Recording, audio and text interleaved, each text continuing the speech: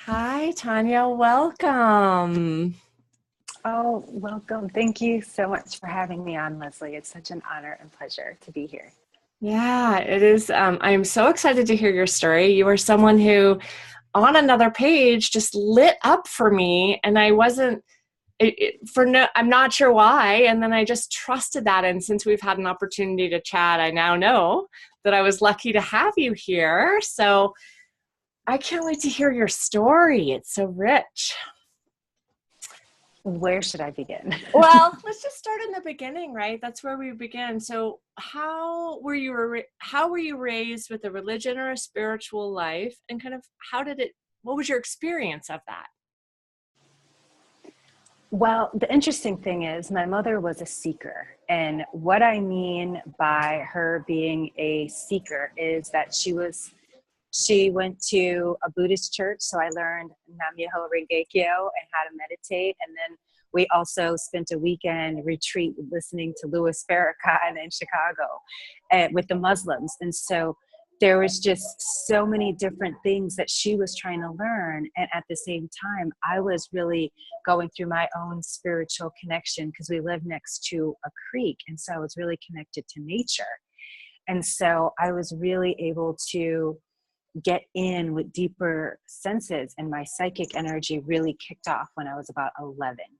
And so that those early experiences, then I ended up going to a Catholic school, which was So which hold on one second. So she was a seeker, mhm. and then you started having some opening around psychic abilities. How did she react to that?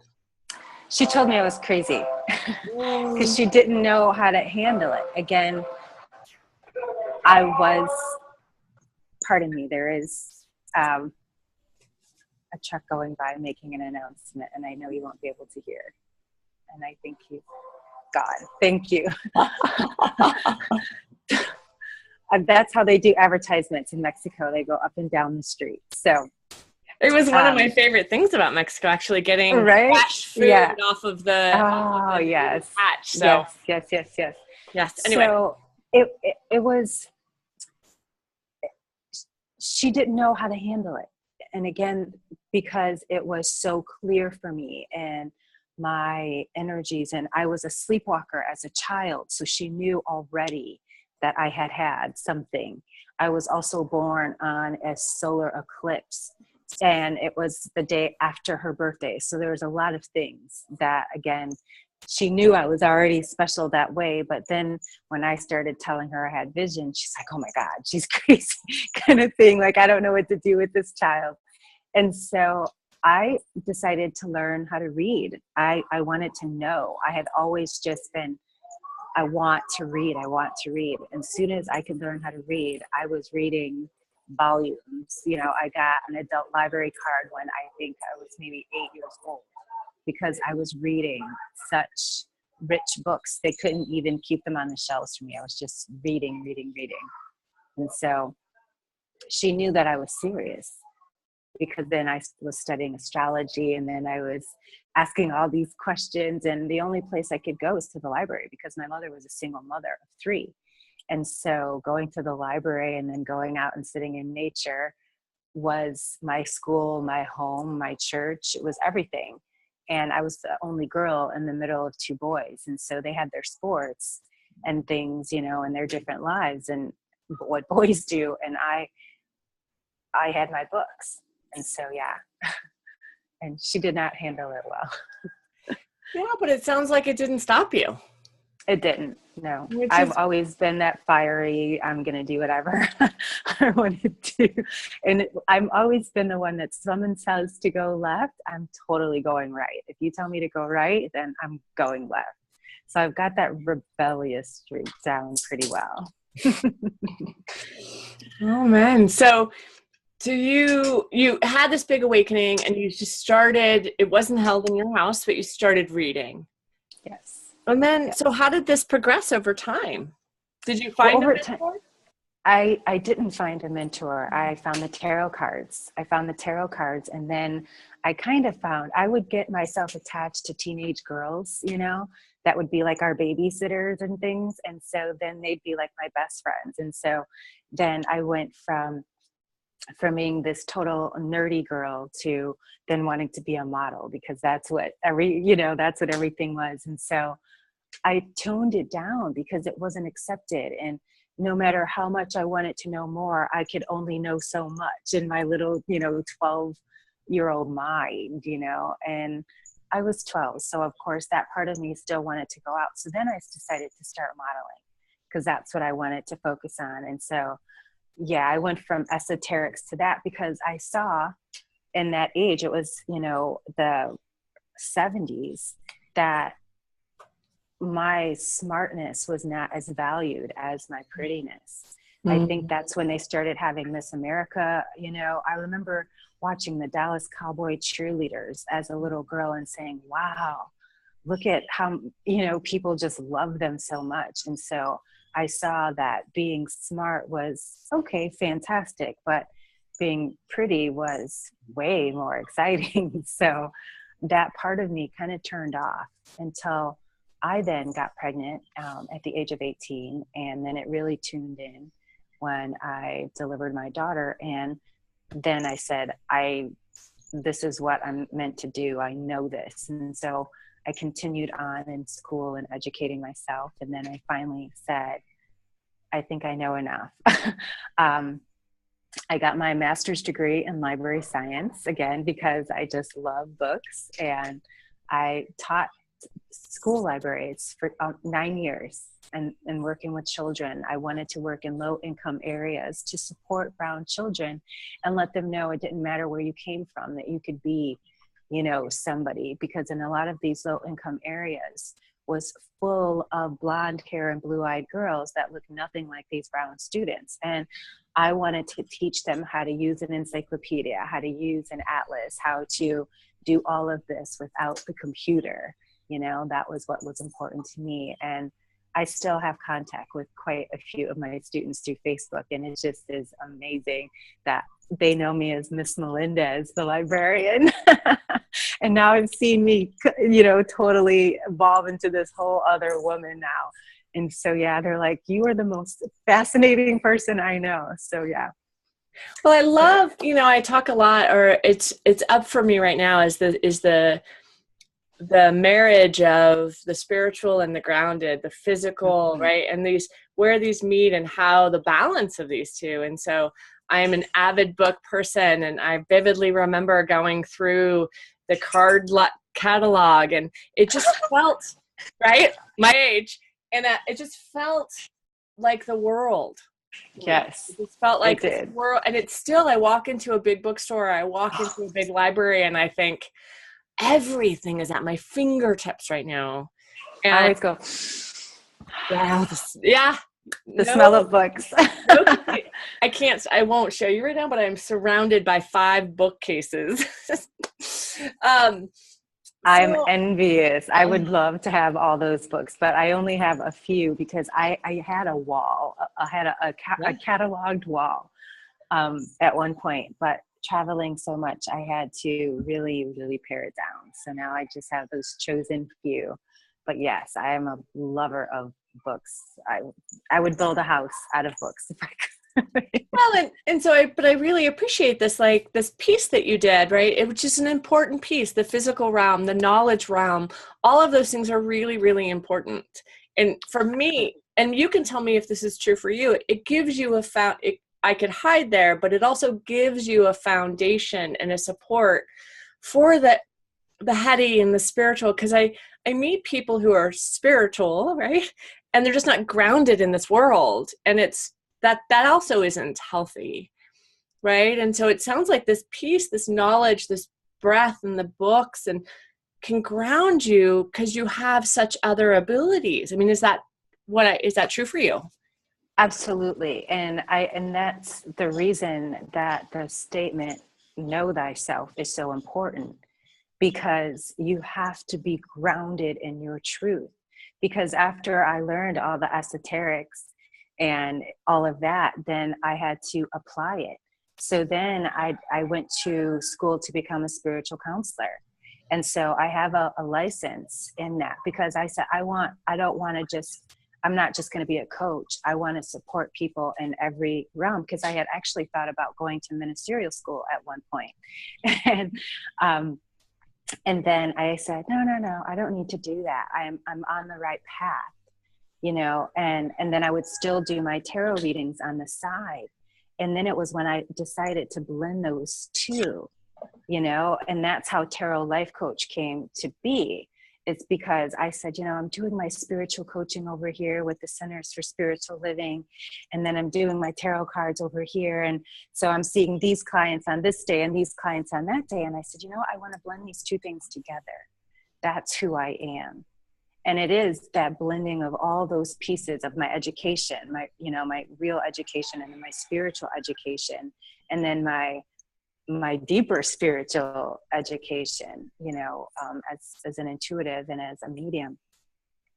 It's definitely got me here for sure. So I want to make sure that this is accessible for everybody. So how would you describe tarot to someone who has never had access to it or doesn't know it, right?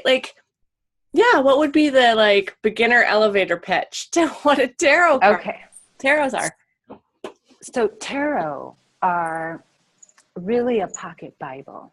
They come from the Egyptian mystery schools, and they were kind of initiation packets for the initiates into the priestesshood and the priesthood. The initiates, we know they built the pyramids really also for these reasons, for initiations. And so because the scrolls kept getting stolen, they would put them on the secret scrolls, like they did in the movies, but they kept getting stolen because people wanted access to that information. That's where they were Egyptian mystery schools. So they decided to put them on cards. And because the cards represent archetypes as well as people, tarot are really vision holders. Tarot are our personalities, they are our experiences out in the world and how they are connected to our inner psyche. They are different channels. If you look at the meanings behind the cards, a lot of them are key elements of our life, the major arcana.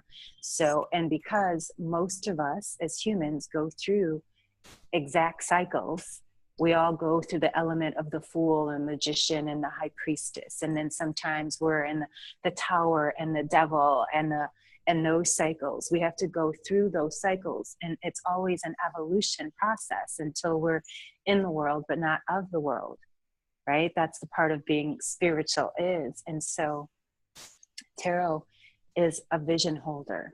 It allows you access into your deeper subconscious that is not here in the mind, but here. When you shuffle the cards, you're putting your energy and your magic into them. They become a part of your energy field. And therefore, when you pull a card or pick a card, what then is, again, because your energy is so connected to it, you're receiving a divine message from your higher self.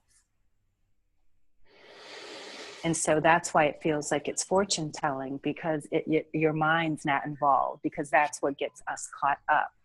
So the tarot offer us a bridge from our conscious to our subconscious. Oh, it's beautiful. Thank you. Thank you. Yeah. So tell me about your spiritual life today. Tell me about what it looks like. What are your practices? So, I hear this arc, and then where are you right now? Right now, I am at my spiritual best, I can say. I have been a student and teacher of A Course in Miracles for about 8 years. I've been studying it daily for the last 3 years. And so that is, again, like my root foundation, but it's not my God, it's not my goddess. It is a part of it's one piece of where I feel grounded, having a daily message that resonates within my spirit, that I don't have to think about, that is just there for me as a message, again, about forgiveness and healing. And the text is so rich with those messages. And then I have my daily tarot spread. I tune in, I do yoga, I exercise, I get fresh air, living on the beach, doing what I really love to do. And it's those aspects that really enrich and empower my spiritual life, because for me, it's not I'm doing something. It is I'm being something. It's not, for me, it's not work, it's service. It's not, I'm not creating products. I am supporting, I'm empowering, I'm inspiring. I'm not selling, I'm serving, I'm sharing. It's different. I eat differently. I don't want to eat junk food. And of course I'm human, so I want to have some, but it's not in my consciousness. It's not in my consciousness to drink. It's in my consciousness to be vibrant and healthy and mind, body, and spirit. It has to be all three in alignment at the same time. This is why it's interesting that there's so many people that are out of alignment in their body physically, that are overweight or, have health issues and ailments, and are so spiritual, and the outside, because it's that missing link, the physical aspect of it, because it has to be embodied. It can't be, it's not mental. it's not just emotional. It's not just spiritual. It is physical. Yeah. And, because it is for me too, right? And I don't drink, and I don't eat flour or sugar, and I have 3 meals a day, and I'm very regimented about the whole foods I have, right? And it is such a spiritual practice for me, right? And it's not for everybody, and I don't judge other people, right? Like, this is my path, because I was so wildly out of alignment physically. And I would consume out of not wanting to feel something, not wanting to think, wanting to disconnect, wanting to avoid, and that is encouraged in our society, in America, and the obesity is so insane. And so I love that you bring in this piece of like, yeah, no, I eat whole foods. You eat to support your body. And when I tell people what I eat, so much of the time I'm like, oh my God, what do you have if you don't eat flour or sugar? And I was like, there's an entire, like, all that food. All that real food. It just doesn't come in a box. Exactly. So that's the way. And so I appreciate that piece. And that's I talk so much about being on the beam. And what that means is like, just, when am I altered? And it doesn't have to be bad. It doesn't have to be good. When am I simply in alignment? And I hear you saying that, and I just appreciate how much that alignment needs to happen, right? For you to have these gifts that I hear you saying. And that's with everyone. Everyone has to be in alignment with their gifts. If you're not in alignment, if you're just working a job for money, you're out of alignment. If you were working a job to pay for things that you couldn't afford without that job, you're out of alignment. If you were in a relationship just to get something out of it and to have a status, you're out of alignment. If you're overweight and you're out of alignment. Alignment is a mind, body, and spirit connection. And I know it'll upset people, to hear that in the spiritual community and in any community. But again, optimum health is optimum mind. Yeah. Because we're ageless if we think about it. We can be ageless. We're built to last until we go. But if we're in optimum health, when does that expiration date go? Yeah. So I want to hear a little bit about the psychic stuff. I'm just curious, like, how do you hold it? Like, how do you explain it, right? So I try to explain energy to people, and for me, a lot of these things are kind of hard to get across with human words, right? With English and maybe other languages. I don't know any other languages have more ability to point at it. But so I'm kind of curious how you hold it, how you describe it for you. It's interesting because it is about harnessing it. It's about actually directing it. It's the intuitive, connection. And it takes practice. People, oh, you want to be psychic in 30 days. That doesn't work. Because our mind is in there too.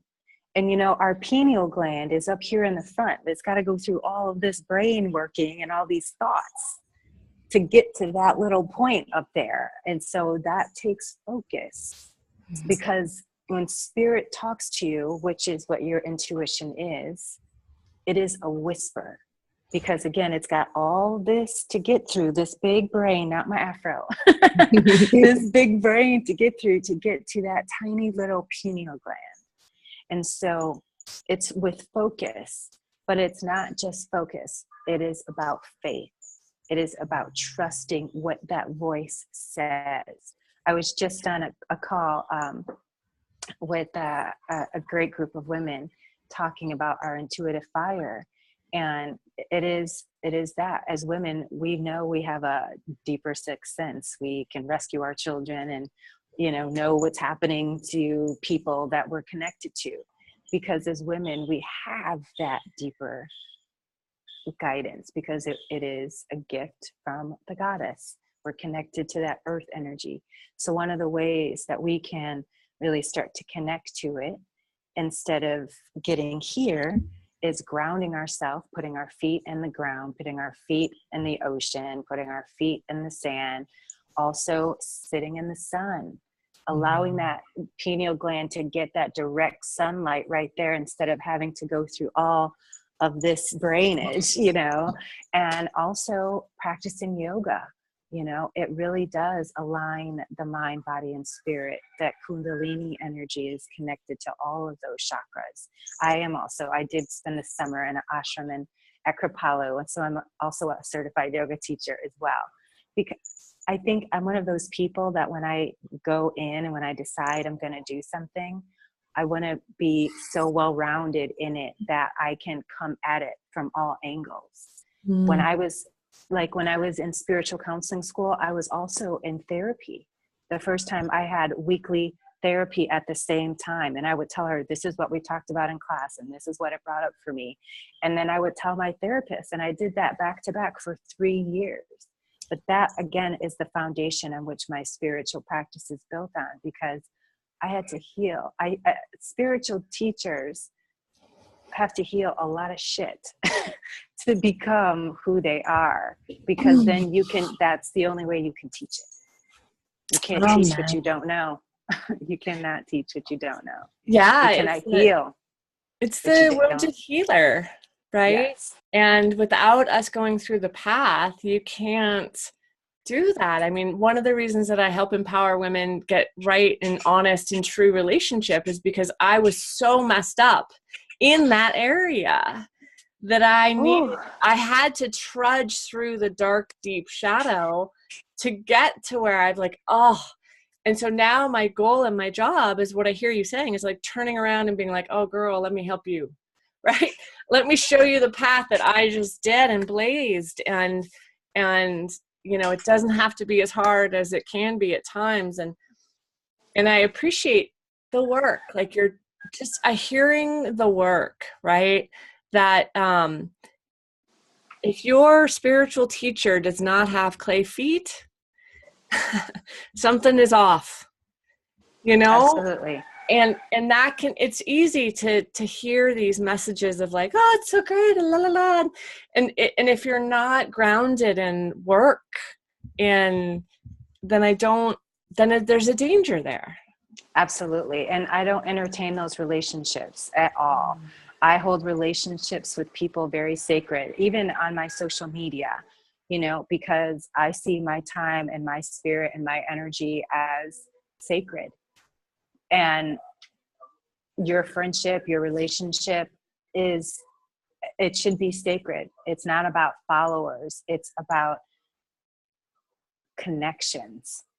And I see so many false prophets out there. And, since I've been doing this for over a decade, before Facebook, before Instagram, I've been doing this. And so when I see all these people talk, oh, I've been doing this and I'm such a healer and this and that, I'm like, okay. Yeah. This is work. Yeah. This is daily work. Like I said, the Course in Miracles for me, it keeps me grounded in a message.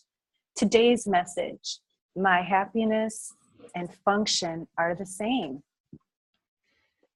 My happiness and my function are the same. What that means is that what I love to do is what I am here to do. And that is how I get to be a light in the world. Last week said, I'm a light in the world. How can you be a light in the world if you are not happy sharing what you're doing?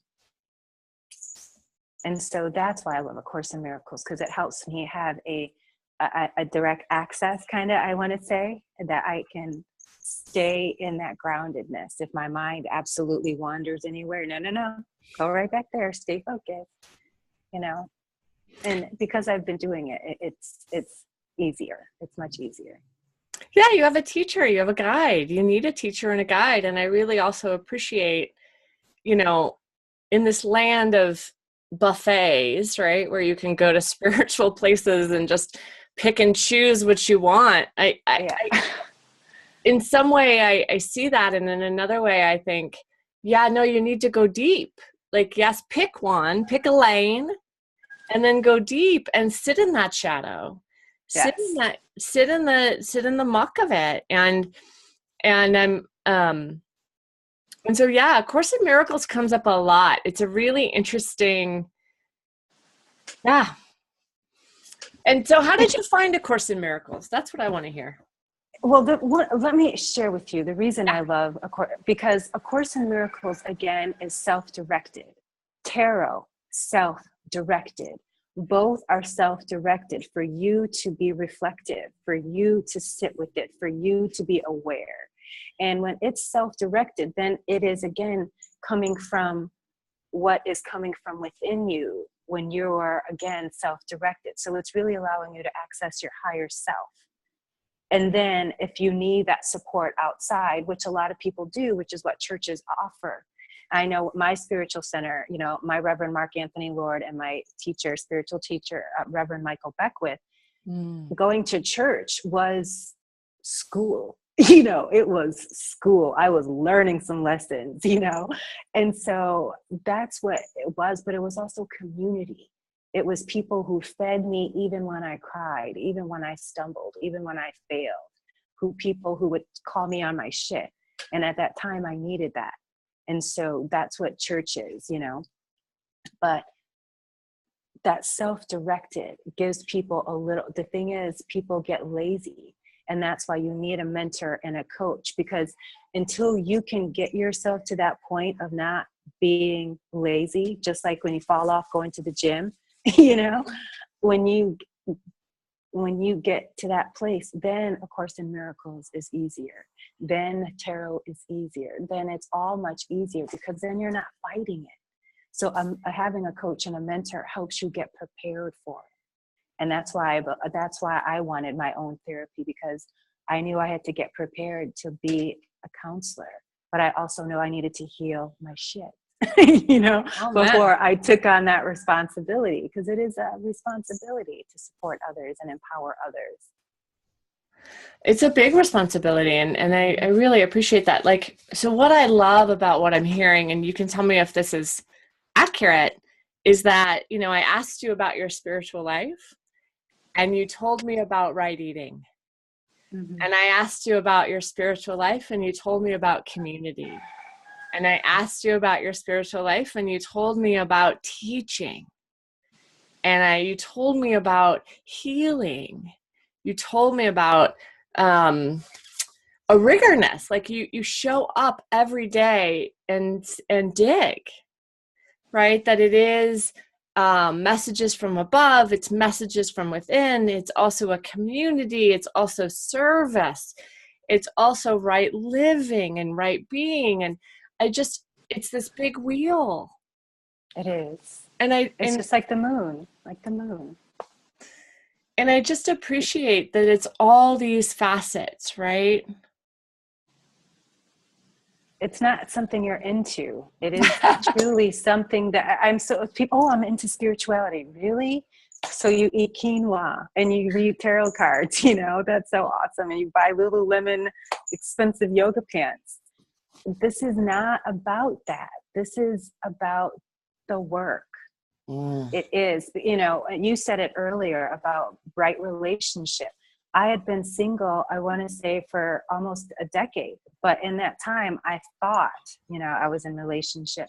But when I moved here is when I decided, okay, all that's done. I had just stopped drinking. And I said, I'm going to focus on this. What do I need to learn? And that's when I really said, I'm going to sit with the Course in Miracles every year. And that year, I did prayer every day for a year.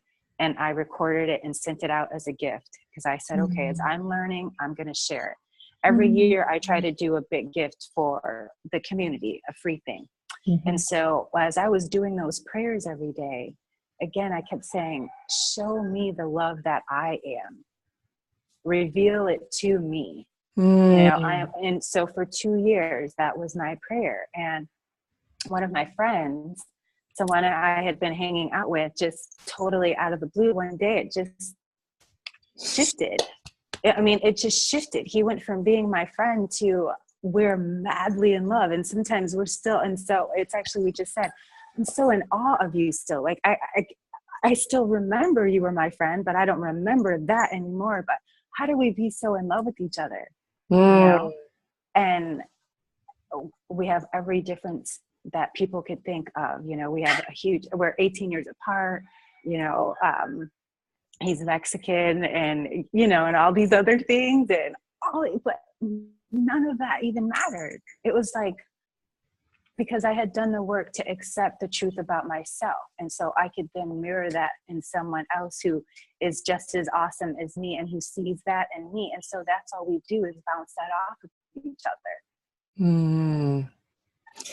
Yeah. And that's what it is. Oh man, the opening, right? The opening and to be able to receive that kind of love. And I love these stories because it's not about putting your boobs out, losing weight, or saying the right thing to manipulate the man. Like No. It's so crazy. It's about totally knowing and loving deeply yourself, and that will become reflected out in other.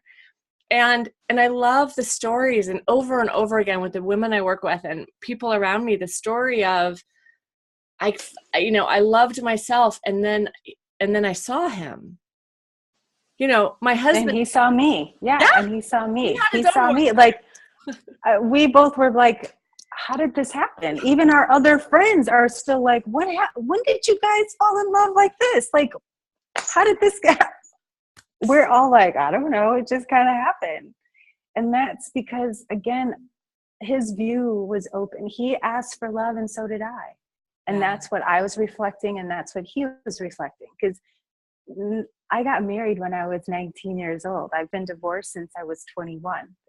It's been 25 years or 24 years since I've been in a serious partnership like this.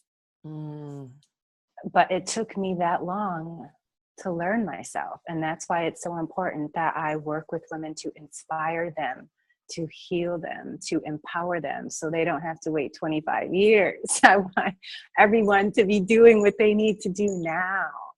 And so that's the work that I am focusing on now. How can I serve you to be the healer, the teacher, the guide, the shaman, the artist, whoever it is that you're asking yourself to be? I want to get you there as fast as possible.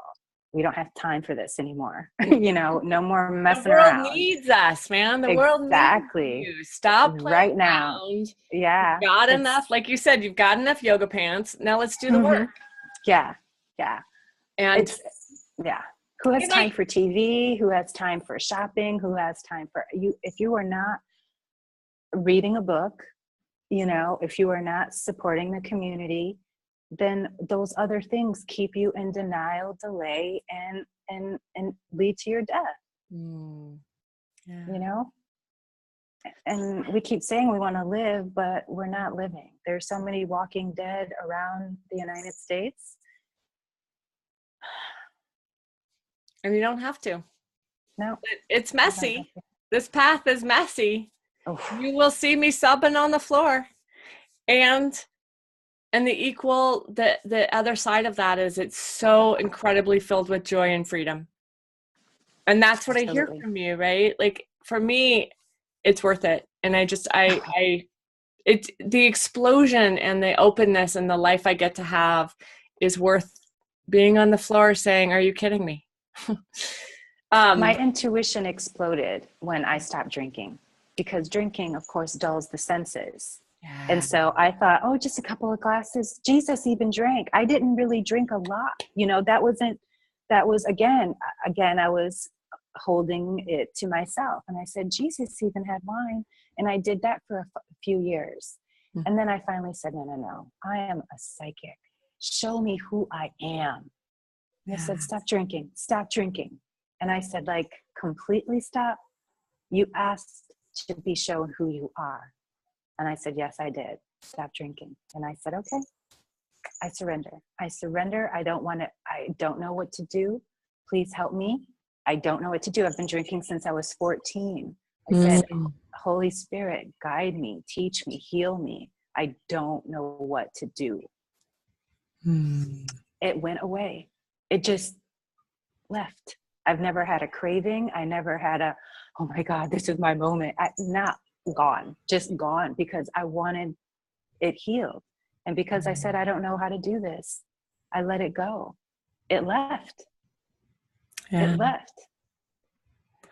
The power of that prayer, regardless of your problem, right? Wherever you're stuck, help me, show me, heal me. Help me, show me, heal me.